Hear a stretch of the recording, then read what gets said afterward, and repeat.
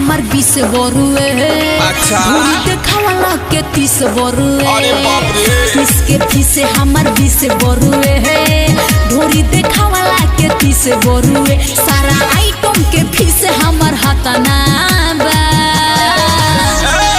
सुनो खाली साटा लाके गाले काटा लाके खाली साटा लाके रेट तोरी काटना बा।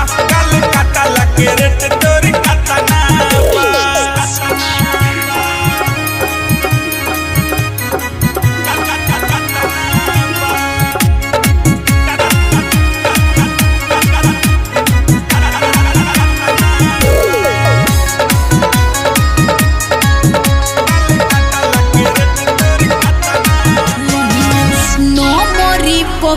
घरी ठाइल राजा लिहिले 50 तो घर दिल 5 बुझला हमर हरी हरी नहमरी घरी ठाइल राजा लिहिले 50 तो घर दिल 5। अरे भैया के गोलो मरिए न ले लो के आई के करा में दम बरुए हाय हाय हाय हाय ई नरम बरुए। के आई के करा में दम बरुए मालगुला गुल ई नरम बरुए। नखे रिक्सी नहीं कोनो घटना बा।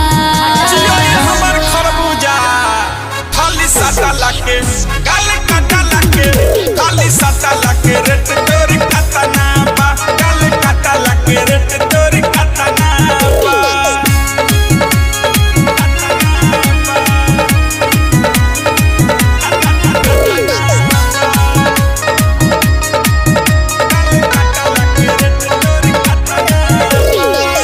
देखो तोनी देखो हमारा जुबाना के ओ जो और दम झलकत रही खोई बोना भोज।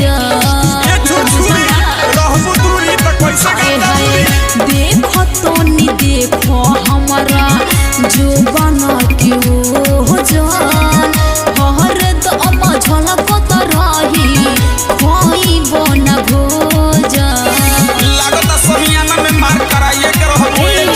सुनो सुके से का विशेष बरुए मुना के मुंडे फरेस बरुए।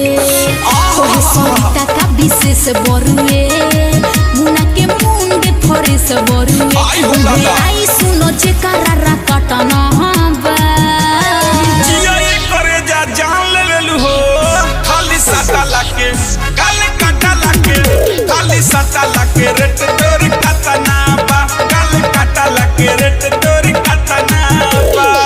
किसके फीसे हमार 20 बरुए अच्छा धोरी देखावाला के 30 बरुए। अरे बाप रे किसके फीसे हमार 20 बरुए धोरी देखावाला के 30 बरुए। सारा आइटम के फीसे हमार हाथाना बा।